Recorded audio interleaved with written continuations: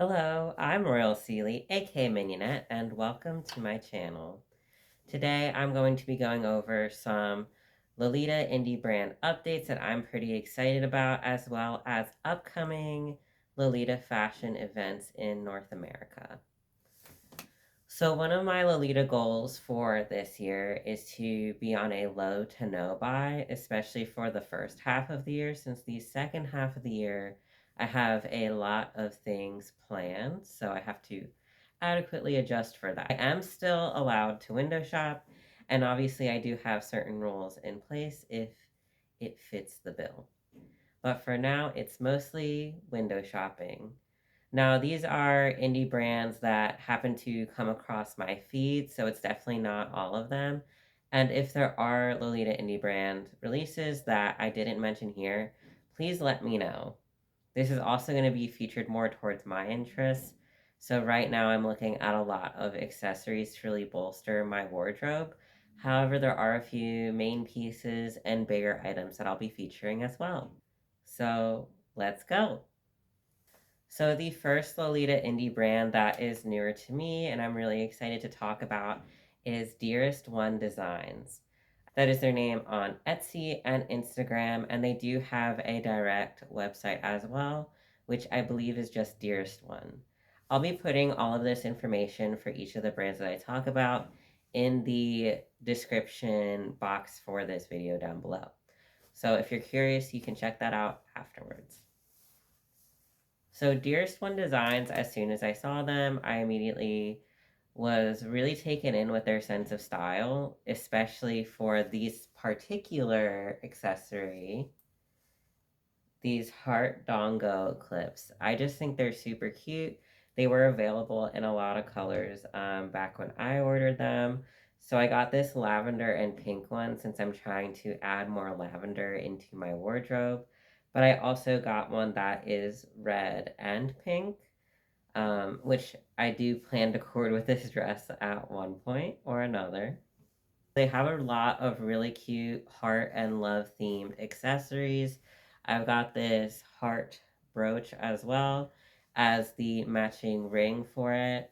Outside of that, though, if hearts aren't necessarily your thing, I did get a lot of marine related accessories as well. I was really happy to see the variety of color palettes that they used, as well as charms that I feel like I don't really see all that often, and it really made the pieces I got from them feel unique. Even though I only have one marine print in my wardrobe right now, I do really like marine themes, and I have quite a few marine and sea creature prints that are on my wish list, although in various levels of that wish list. So I have a lot of these pins and brooches, which a lot of them are two-way clips as well, so you can put them in your hair. I also have a few rings from them and some bracelets, as I'm trying to really bolster that aspect of my wardrobe right now. I'm not really in the market for main pieces, but I do think what I'm really missing in my cords are these little details like jewelry. I would say that a lot of the jewelry that they come out with is a lot more sweet focused. However, it could be used in other forms of alternative fashion as well.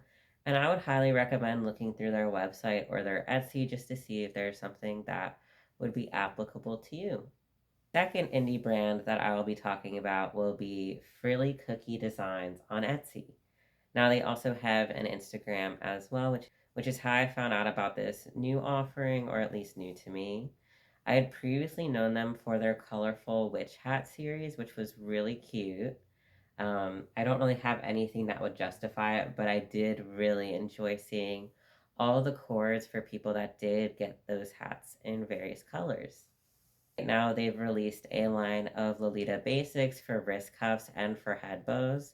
I often find for wrist cuffs, it can be hard to find nice quality wrist cuffs that are in fun colors. I think pink is usually easier to find, but colors like sax and lavender, which they offer, are a little bit more difficult. They offer monotone pre orders and dual tone pre orders as well. So If you want to mix and match colors, that's an option, at least at the time of me talking about this. And they also are offering head bows using the same or similar material. The other thing that can be difficult when you're messing around with things like lavender is making sure that the tones match or are close enough that it's not as noticeable a difference. So I think that could be one of the benefits of pre-ordering a Lolita basic set. That way you know your head bow and your wrist cuffs are going to match.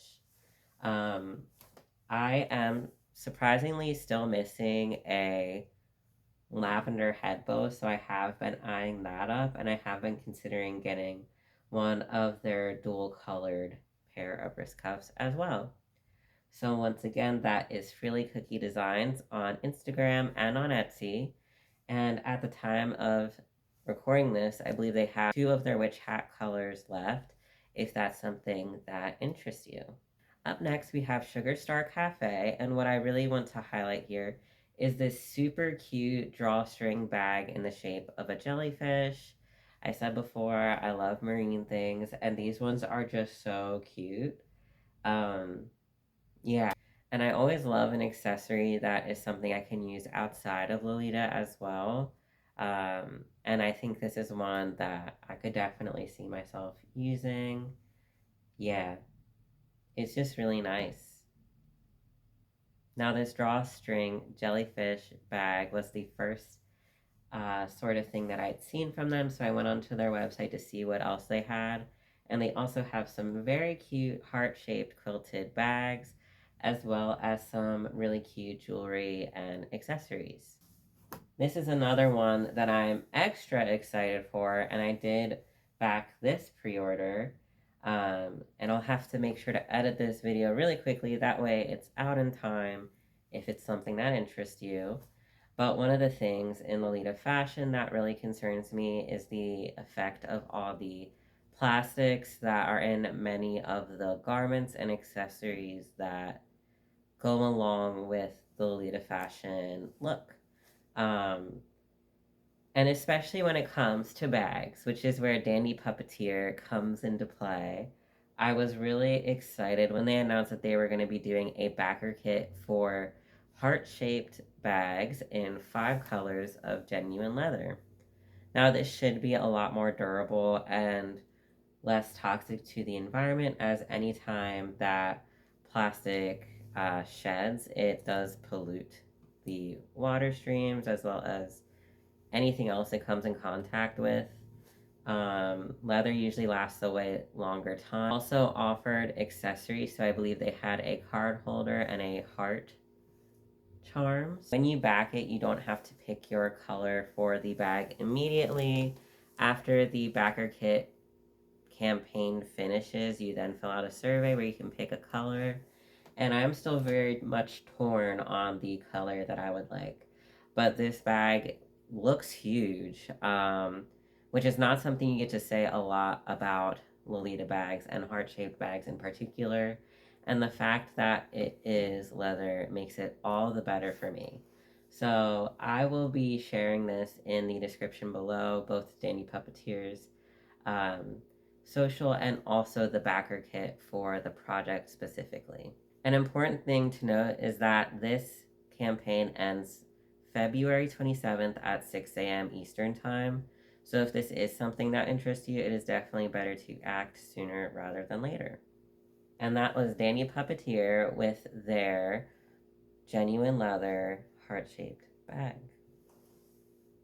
So that was a lot of the accessories that have caught my eye as of late, and I'm very happy that I got to share them with you. Now we will be moving into the main pieces from indie brands that have really caught my attention. And the first brand that I'll be talking about is going to be Haenuli. I have been blown away by Haenuli ever since I saw them at KCON. They had a convention panel where they went over upcoming releases and what they would like to put out, and they're not disappointed. I will say it is very difficult because they keep coming out with all of these wonderful releases, and there's only so much funds to go around. So it is nice to have a breather here and there. So the two releases that they have going on right now for pre-order are their Dreaming Afternoon series, which includes a JSK, an OP, and an apron. And what makes these pieces really beautiful to me is all of the pin tucks on them, and especially for things like the apron. Um, the different angles that the pin tucks are in, I think makes these pieces really interesting. I think if I were to get a piece from this series, it would likely be the apron, just because I really want to add some aprons to my wardrobe. They are a bit pricey, but that is due to the additional fabric and additional labor as well that goes into install the pin tucks into these pieces. Um, but I just think it's really beautiful, and all the model photos that I've seen have been gorgeous. The most recent release from them now that is open for pre-order is their Cosmic Sailor series. This is a series that was initially released in 2003. I think it's a really cool take on the classic sailor styles that we see, where instead of these slits being a different color, it is instead a starry or a galaxy theme, as well as the collar itself having that pattern. They do have an option that doesn't have the galaxy pattern, so if you're looking for a more solid rendition, that is available. And I just think it's really pretty. Yeah, I'm kind of surprised at how quickly they're putting all these things out, because even before these past two releases that I mentioned, there was a skirt and corset set that I was really looking at. I had it open in my phone in a tab for a really long time because I was just thinking about it. And that was the Dream for Medieval pre order. I really liked the red unicorn skirt. And I thought that corset overlay was just beautiful. Speaking of their releases and their pre orders, one that just came in and shipped to people and that they have in low stock now is their Romantic Hydrangea series. I find that this one is another beautiful, more hime or classic leaning piece, depending on how you style it. I really like the mint green in particular, although the blue is gorgeous as well. I like the details of the trumpet sleeves on the OP, and I like all the ruffles that are on the JSK.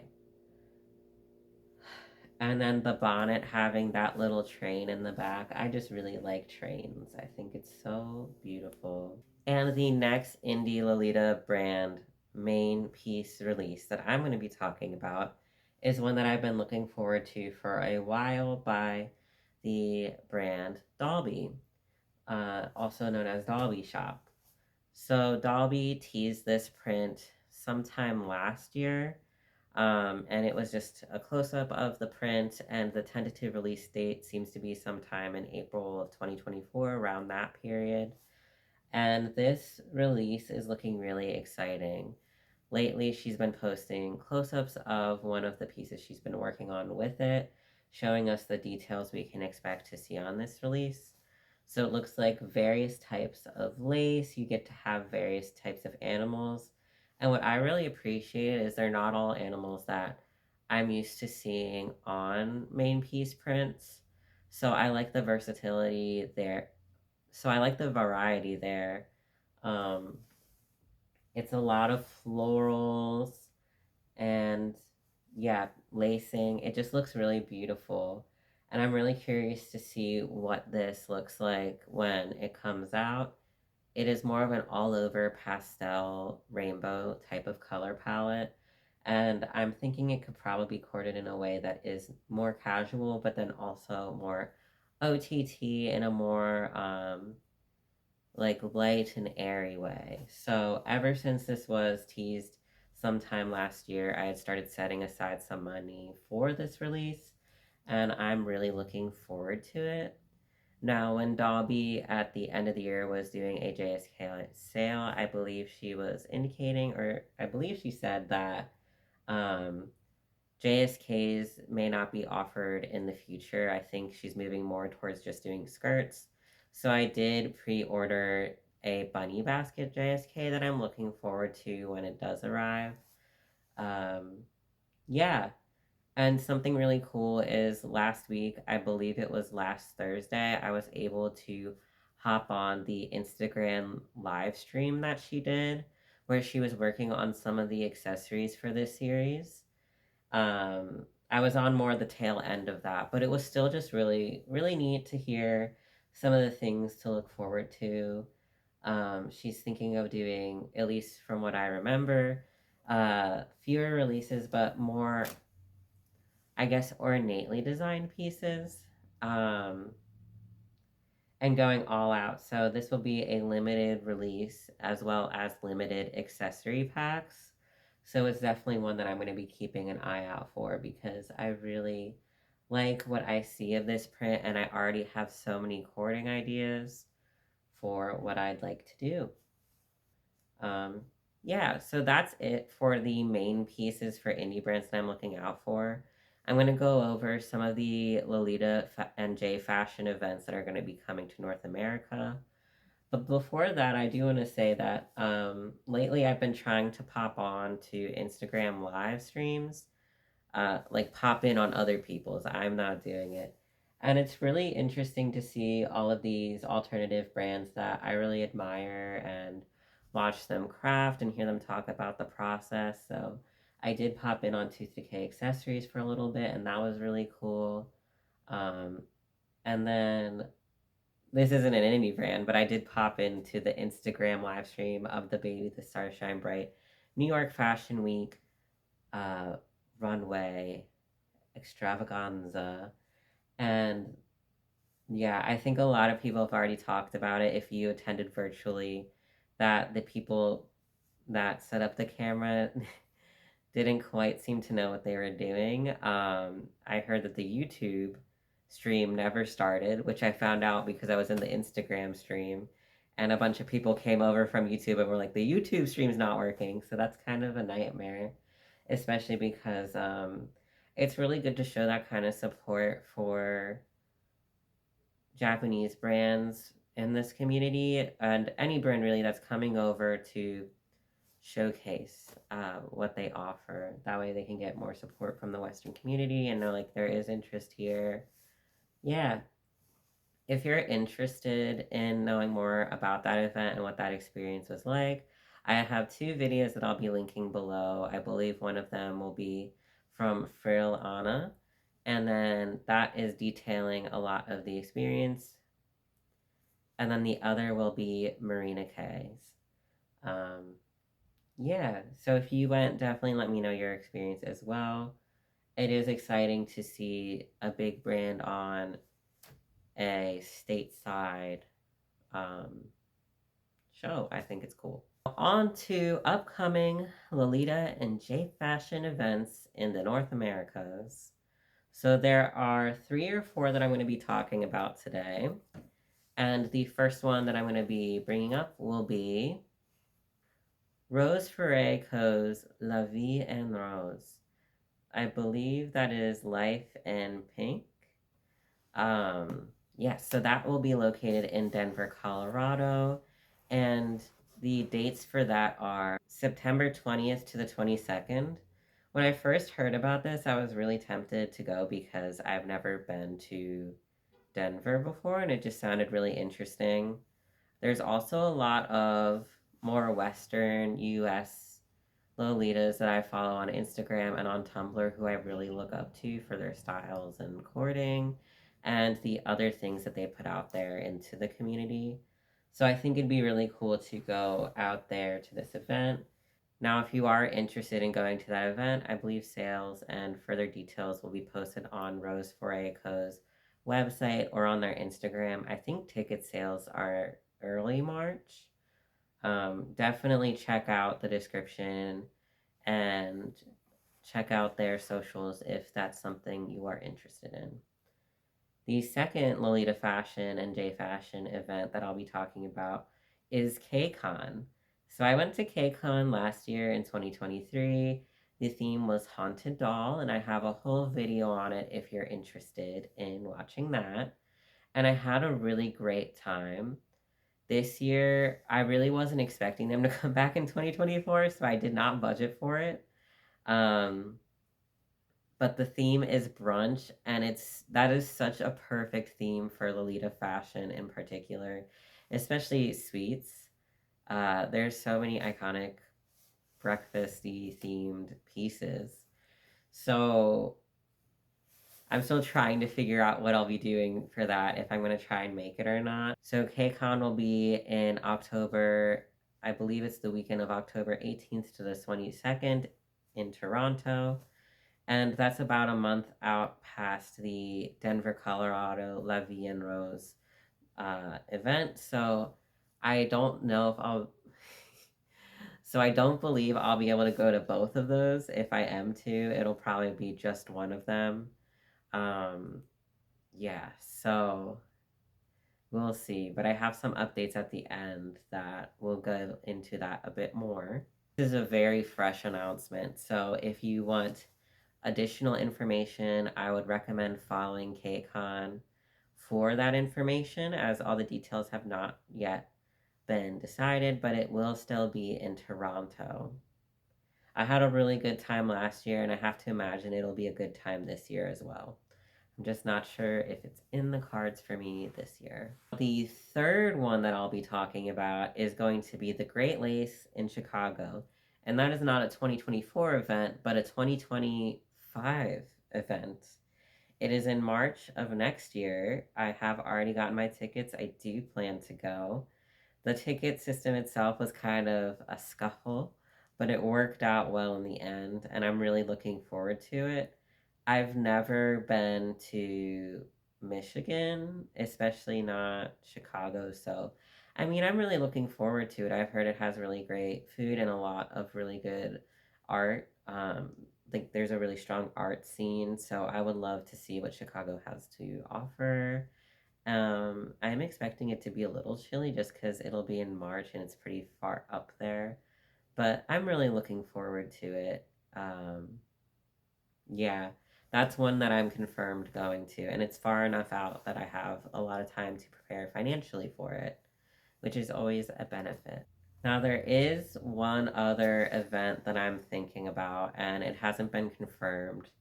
Um, Last year, the Bay Area UK community in San Francisco brought back Ursa Major in a physical form. So that was one that was announced closer to the event date. It happened in December, and I think it was a shorter notice than I had gotten for KCON, so I already didn't have things set up in order to go to it. It is an event that I was really interested in going to, but it just wasn't in the cards for 2023. Now I am setting additional things aside on the off chance, well, on the chance that it comes back in 2024, since I really do like San Francisco.